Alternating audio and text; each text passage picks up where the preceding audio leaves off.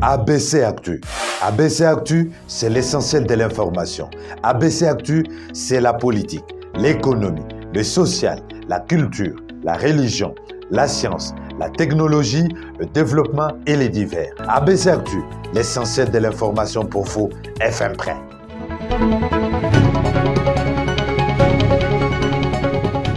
C'est l'heure de vous informer avec ABC Actu. À la une ce soir, le chef de l'État Félix-Antoine Tshisekedi Tshilombo reçoit ce mercredi 31 août 2022 le serment de haut magistrat récemment nommé et promu dans l'ordre judiciaire. Élément assure dans ce journal. Présenter l'état des lieux de la dynamique de femmes pour le changement, c'est la raison de la réunion tenue ce mercredi au siège de Ensemble pour la République entre le secrétariat général du parti et la coordonnatrice nationale DFC. À suivre également dans cette session d'information.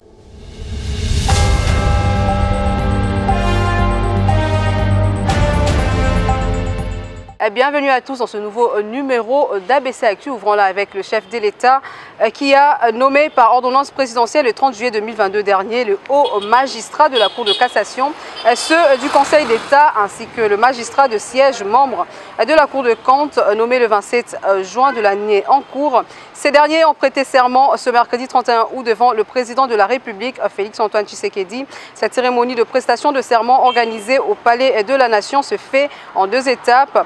D'abord, seul le magistrat de l'ordre judiciaire et ceux de l'ordre administratif ont prêté serment en premier, suivi de membres de la Cour de comptes.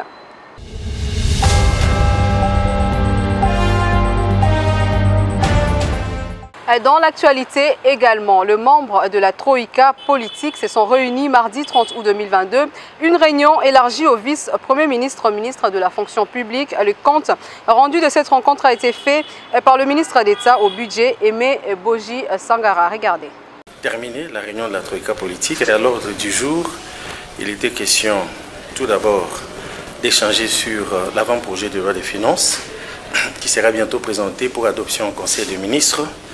Et ensuite, on passait en revue certains critères quantitatifs en rapport avec la prochaine émission de revue du programme en cours avec le Fonds monétaire international.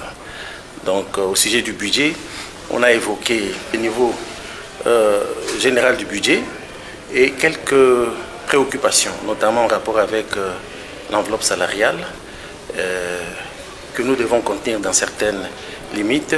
Et nous avons évoqué aussi la question des investissements, la qualité des investissements à intégrer dans ce budget, surtout que les programmes des 145 territoires est en cours. Donc voilà à propos du budget. En ce qui concerne les critères quantitatifs, pour la prochaine revue, on a passé en revue certains critères pour se préparer évidemment à cette mission. Et malheureusement, on n'a pas pu terminer la réunion. On va la poursuivre le jeudi. Peut-être à l'issue de cette réunion, on pourra peut-être vous faire un compte-rendu plus élaboré.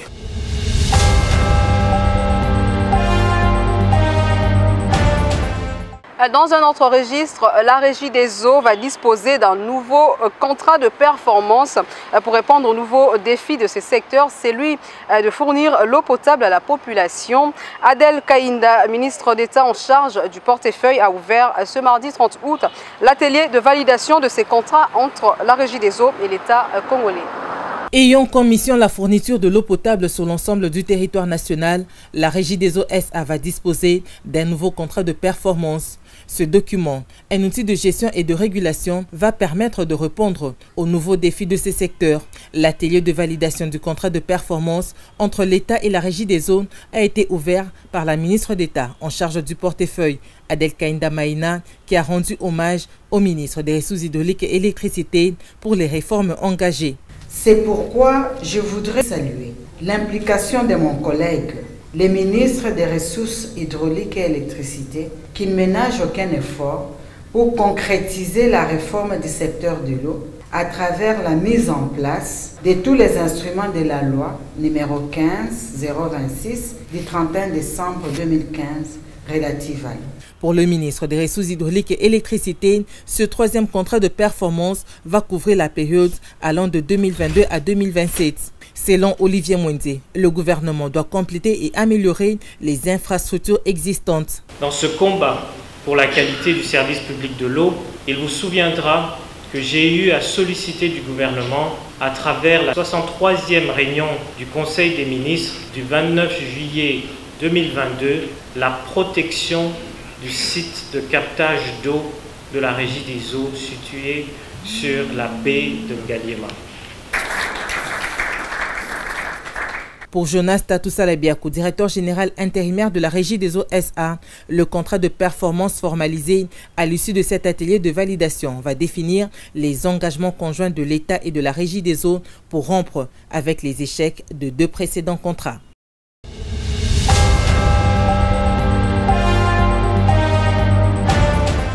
Dans l'actualité également, ça fait réagir la classe politique congolaise, la réduction du train de vie des institutions.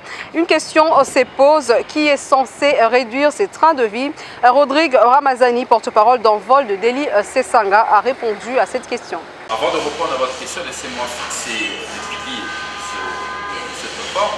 Il faut dire que la réduction du train de vie de l'État est une réforme que nous menons depuis 2019. Donc, une lutte que nous menons depuis 2019. Et pour nous, il s'agit d'une réforme structurelle et non conjoncturelle qui doit toucher plusieurs structures de l'État. Et à l'occurrence, en mois de novembre 2021, le président de l'Envol avait sorti une tribune où il a démontré une partie de cette réforme dans sa première phase qui est la réduction du train de vie des institutions. Donc, aujourd'hui, il y a la question de savoir la réduction de qui doit réduire le train de vie des institutions de l'État. Moi, je vous réponds directement que c'est l'autorité budgétaire, donc l'Assemblée nationale. L'Assemblée nationale a cette prérogative-là de réduire le train de vie des institutions. Écoutez, c'est un scandale aujourd'hui, certes, mais je vous rappellerai encore qu'en 2019, l'honorable Sesanga a déjà dénoncé que le député, à l'époque, touchait 13 000 $ en termes de rémunération, émoluments et avantages compris, ce qui faisait 13 000 $. Et à l'époque, lorsqu'on l'a dit, ni Martin Fayou, ni aucune autre personne n'avait levé la voix pour constater le scandale. C'est vrai qu'aujourd'hui, ce montant est pratiquement ramené à son dos. Donc aujourd'hui, c'est encore plus scandaleux que de constater que le député national touche effectivement 21 000 $ et cela a commencé au mois de juillet et non au mois de janvier, comme l'a écrit le président Martin Fayou.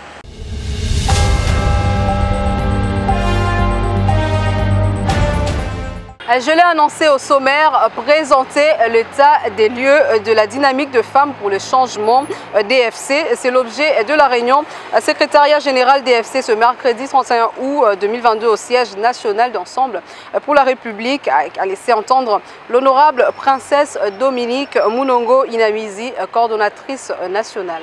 La salle des réunions Pierre Lumbi au Congo a servi de cadre ce mercredi 31 août 2022 à une rencontre secrétariat général des Ensemble pour la République et la dynamique des femmes pour le changement d'FC. C'est l'honorable Jérôme Kamaté, secrétaire national en charge de l'implantation, qui a présidé en lieu et place du secrétaire général honorable Dieudonné Bolenguetenge Balea, pris par autre charge du parti. C'était pour présenter l'état des lieux de la DFC, cette structure spécialisée du parti que coordonne honorable princesse Dominique Munongo Inamizi. Après plusieurs heures d'échange, la coordonnatrice nationale de la dynamique des femmes pour le changement d'FC s'est confiée à la presse tout en annonçant déjà d'autres activités la semaine prochaine. C'était une rencontre qui était nécessaire, je crois, dans cette phase cruciale de notre dynamique. En fait, le pays évolue et nous allons dans le processus toujours électoral. Et donc c'était important que nous puissions échanger par rapport à la situation des femmes. Les femmes, comment évoluent les adhésions, comment évoluent les recrutements, parce que nous sommes appelés à aller à gauche, à droite et chercher les femmes de qualité que nous avons au sein de notre parti et ailleurs. Donc c'est de ça qu'il était question et nous avions eu à faire part aussi des difficultés rencontrées au sein de notre dynamique parce que tout n'est pas rose. Il y a toujours des difficultés tant au niveau de notre, les frais de fonctionnement et tout le reste, comment nous déployer parce que nous avons besoin aussi de moyens de mobilité. Et donc c'est de ça qu'il était question avec le secrétaire national en charge des associations et des partenaires. Ensemble pour la République rabat déjà ses troupes pour les élections de 2023 qui pointent à l'horizon.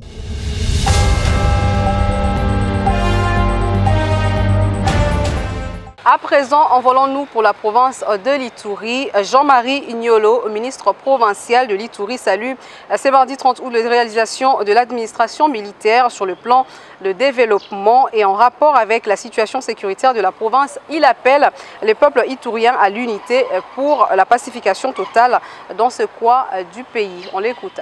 Plusieurs avancées notables sur le plan du développement sont enregistrées en province de l'Ituri depuis l'avènement de l'état du siège. Constat de Jean-Marie Ignolo, ministre provincial en veilleuse. Je salue les avancées, les projets qui ont été en chantier continu, les projets asphalte dans la ville, les projets de réhabilitation des infrastructures de l'État, des bâtiments de l'État.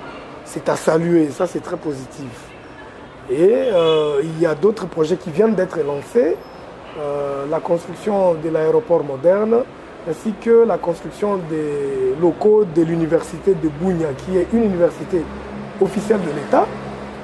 Nous saluons vraiment ces projets. Toutefois, ces cadres de l'UDPS Ituri estiment que des efforts doivent encore être fournis pour la pacification totale de la province, au-delà des actions déjà menées par les forces armées.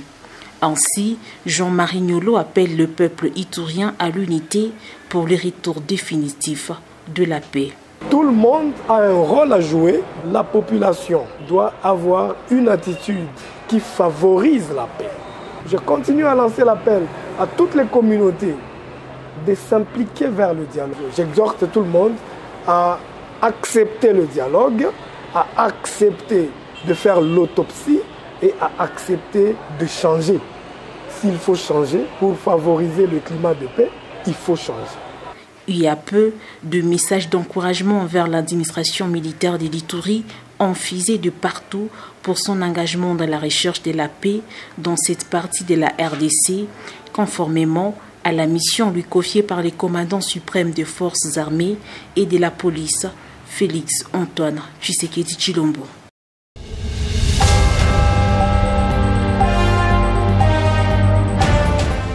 Restant toujours en Ituri, relayons le message du commandant des opérations militaires.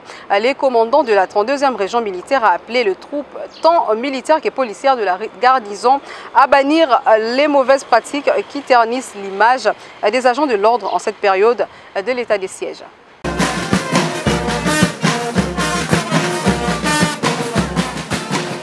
Les éléments de FRDC et de la PNC garnison de l'Ituri appelés au respect des règles d'engagement, à la vigilance et à la lutte contre la tracasserie pour la défense de l'intégrité territoriale. Ces instructions du commandant des opérations en Ituri, le lieutenant général Boyanka Johnny, ont été rappelés par le commandant de la 32e région militaire. C'était au cours de sa première parade mixte PNC FRDC. À Bunia. Occasion pour le général-major Peter Chirumwami de demander à la population de continuer à faire confiance aux forces de défense et de sécurité pour la pacification de l'Ituri. Côté population, il faut... Du côté de la population, il faut savoir que l'armée est là, quelles que soient les petites difficultés que nous avons, elle doit savoir que nous combattons pour elle, pour la protéger. Et c'est bien. Notons que cette causerie morale du numéro 1 de la 32e région militaire, qui comprend l'Ituri et le Haut-Ouélé, intervient un mois après sa prise de fonction.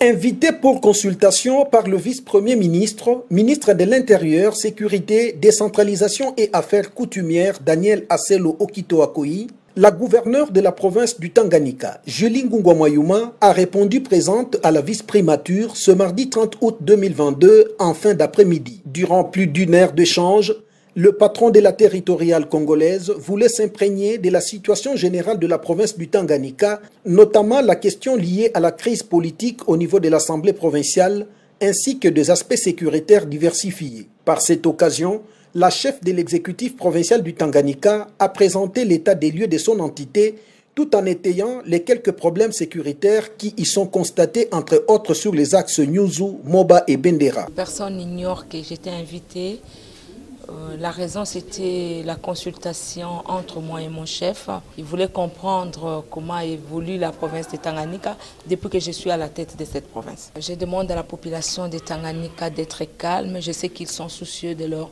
gouverneur qui est à Kinshasa. J'ai été appelée par mon chef juste pour la consultation. Je les rassure que je vais rentrer et nous allons continuer notre travail de promouvoir la province de Tanganyika. Le vice-premier ministre, ministre de l'Intérieur, Sécurité, Décentralisation et Affaires coutumières, a demandé à la gouverneure du Tanganyika de rester vigilante car sa province renferme une longue frontière naturelle avec 3 pays voisins. En bonne apprenante devant son maître, Julie Ngungwa-Moyuma s'est dite satisfaite de cet entretien. C'était sous la consultation, donc c'est tout.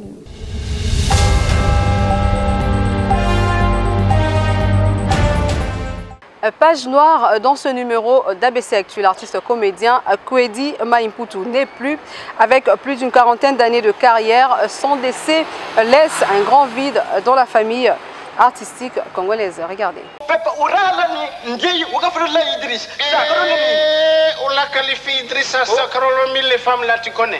Il a tiré sa révérence mardi 30 août 2022 à Kinshasa de suite d'un accident vasculaire cérébral apprend-on de ses proches. À la radio-télévision nationale congolaise, Kwedi Mputu était fonctionnaire pour le compte du groupe théâtral Salongo dans les années 80.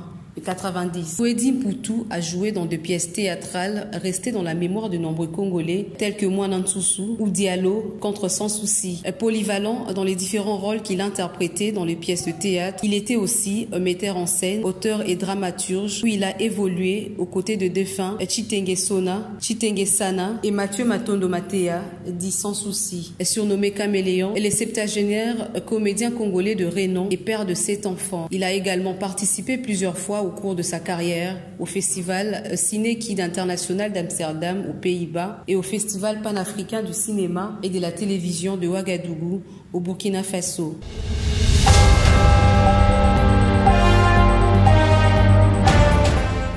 Et en dehors de nos frontières, l'ancien dirigeant de l'Union soviétique est décédé mardi 30 août 2022. Mikhaïl Gorbatchev est mort à l'âge de 91 ans en Russie après une longue maladie. Regardez.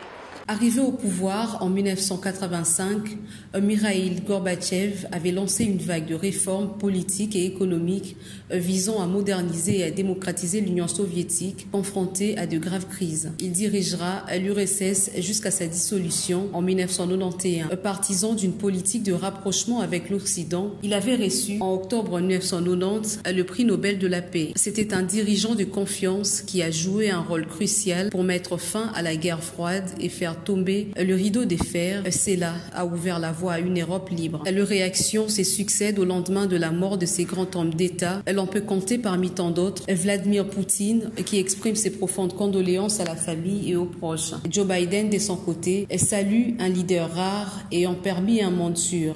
Boris Johnson, quant à lui, admire le courage et l'intégrité de l'ancien dirigeant. Angela Merkel, ancienne chancelière allemande, indique que Mikhaïl Gorbatchev a changé sa vie de manière fondamentale et ne l'oubliera jamais. Le chancelier allemand Olaf Scholz salue la mémoire du défunt qu'il qualifie de réformateur courageux, soulignant que sa mort intervient à une époque où la démocratie a échoué en Russie. Des sources proches indiquent qu'il sera enterré au cimetière Novodevitchi à Moscou, à côté de son épouse, comme il a toujours souhaité.